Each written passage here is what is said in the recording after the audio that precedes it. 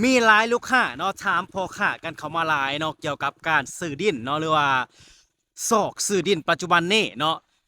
ดินตอนเดียวเนาะคือว่ามีหลายราคาแท้เนาะดินตอนเดียวเนาะแม่นอยู่เนาะว่าเป็นดินตอนเดียวเนาะแต่ว่าราคาเนาะดินตอนนี้แม่นติดกับทางลักเด้อลูกค้าเด้อทางหอมเนาะทางหอมแม่น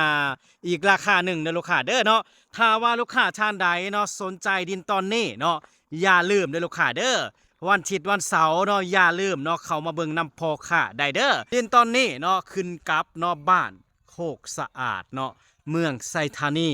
นครหลวงเวียงจันทน์เด้อลูกค้าเด้อถ้าว่าลูกค้าเอาขนาด10คูณ20เนื้อที่200ตาเมตรเนาะหับไปเลยเนาะส่วนลด2%เนาะพร้อมของแถมเสาละหัว15ต้นเด้อลูกค้าเด้อถ้าว่าลูกค้าเนาะเอาเนื้อที่ฮอดเนาะ400ตาเมตรขึ้นไปเนาะหับไปเลยเนาะของแถมกงเตอร์ไผ่ผ้าเนาะกงเตอร์น้ำเด้อลูกค้าเด้อเลือกเอาได้เนาะอย่างใดอย่างหนึ่งเด้อลูกค้าเด้อเนาะเฉพาะของแจกของแถมเนาะสังเกตง่ายๆเนาะดินเนาะที่ว่าติดกับโครงจักรโครงงานเนาะติดกับบ้านคนเรือนคนเลยเนาะ